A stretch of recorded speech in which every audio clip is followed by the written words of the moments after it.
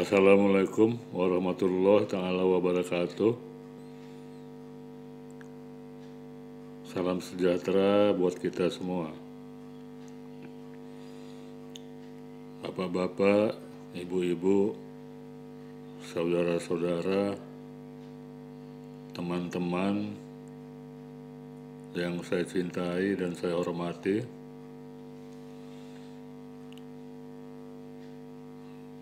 Pada kesempatan ini, saya hanya ingin bercerita ya tentang sensasi-sensasi yang dialami oleh mereka yang sakit asam lambung.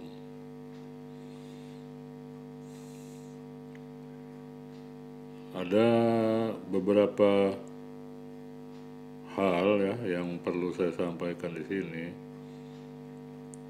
bahwa sensasi itu munculnya dari pikiran gitu ya. Jadi ada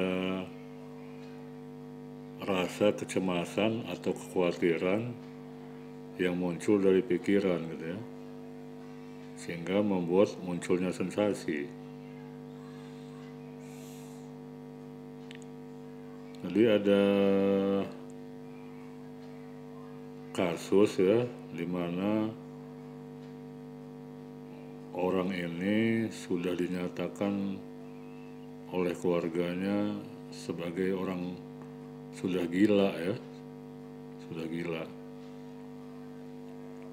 Padahal sebetulnya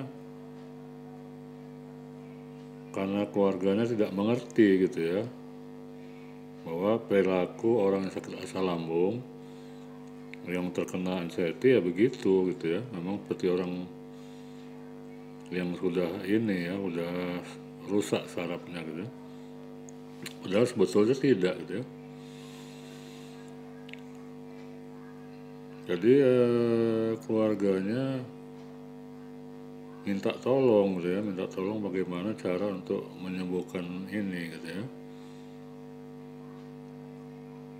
Jadi kalau anxiety berat ya, maka bukan tidak bisa sembuh ya, bisa sembuh, cuman dia lama gitu ya. Lamanya kenapa? Karena asam lambungnya turun naik gitu ya. Jadi kadang turun, kadang naik, kadang turun, kadang naik. Nah itu yang menjadi buat lama gitu. Karena kan kalau orang asam lambung ya terganggu oleh anxiety, maka secara otomatis kita kasih obat misalnya ya, otomatis nanti nggak lama muncul lagi anxiety-nya, timbul lagi asam lambungnya, begitu ya, begitu terus menerus gitu ya. Jadi bagi orang anxiety, kalau dia tidak bisa merubah pola pikirnya ya atau mindsetnya, maka penyembuhannya menjadi lama gitu. Kemudian yang kedua ya, itu anxiety itu bisa tiba-tiba datang tengah malam gitu ya, tengah malam jam 2 atau jam 3 gitu ya.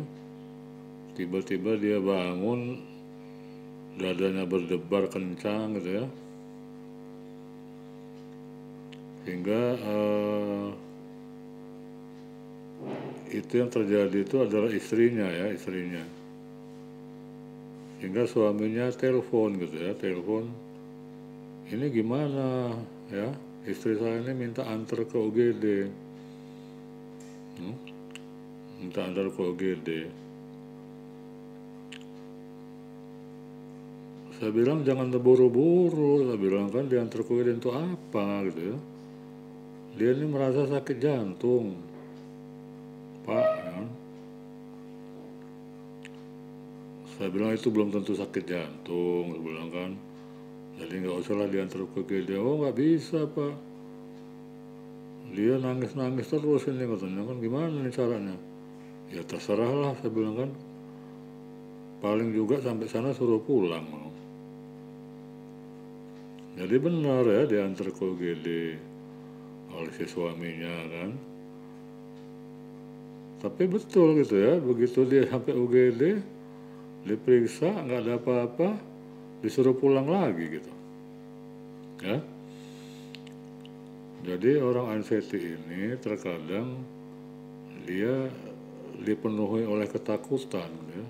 Ketakutan sehingga dia terburu-buru memutuskan untuk ke UGD gitu. Sedangkan UGD itu kan kita tahu sendiri ya, biaya di rumah sakit itu kan bukannya kecil gitu ya, besar sekali gitu ya. Apalagi masuk UGD, nanti pakai alat pernapasan ini itu, belum apa namanya kamarnya segala macam ya, fasilitasnya. Nah itu dibayar semua gitu ya.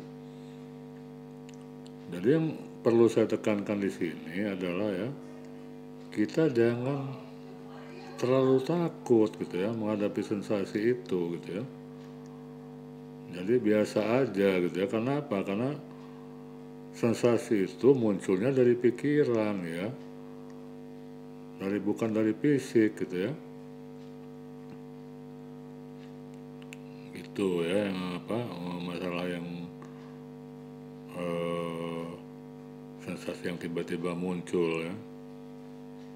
Seperti yang video saya yang kemarin kan itu disebut sebagai parno ya. Dia terlalu parno gitu ya.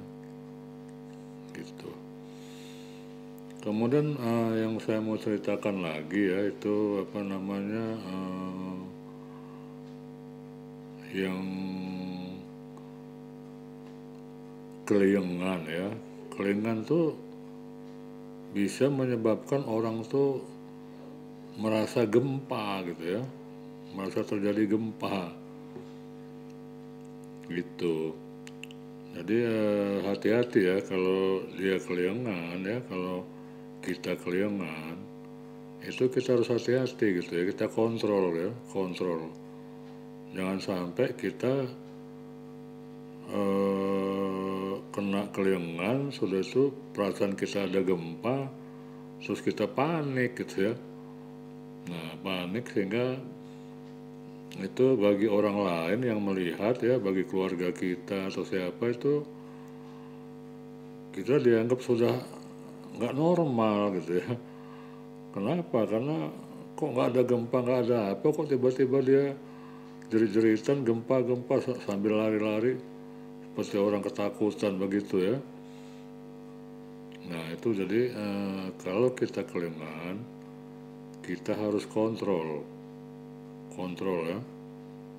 Jadi tenangkan pikiran ya, kemudian santai sejenak ya, kita berpikir ulang gitu ya, apakah ini terjadi gempa betul atau bagaimana ya. Kita lihat situasi yang lain gitu ya, karena kalau gempa yang panik itu bukan hanya diri kita sendiri, tentunya orang lain juga ikut panik ya.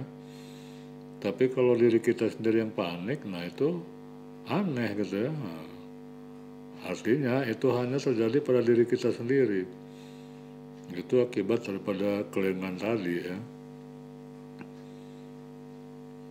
Demikian ya. Jadi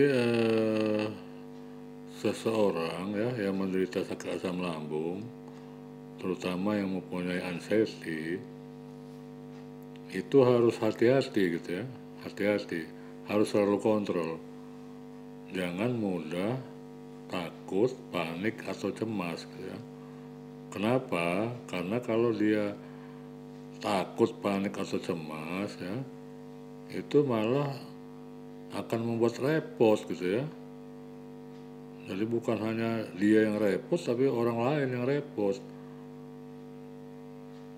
Ya, jadi kita berusaha tenang saja, santai saja. Mudah-mudahan ini berlalu ya, berlalu. Karena sensasi ini kalau kita cuekkan ya, justru dia pergi gitu ya. Tapi kalau kita panik ya, dia merajalela gitu ya, jadi tambah jadi gitu. Gitu, jadi itu yang perlu saya sampaikan pada kesempatan ini ya, bahwa kita jangan terlalu takut kepada datangnya sensasi ya.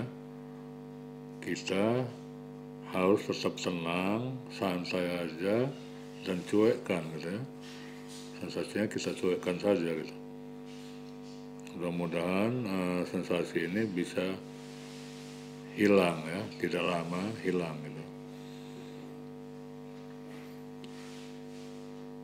Demikian saja sekali lagi dari saya ya. Semoga ini bermanfaat dan dapat menambah wawasan. Assalamualaikum warahmatullahi wabarakatuh.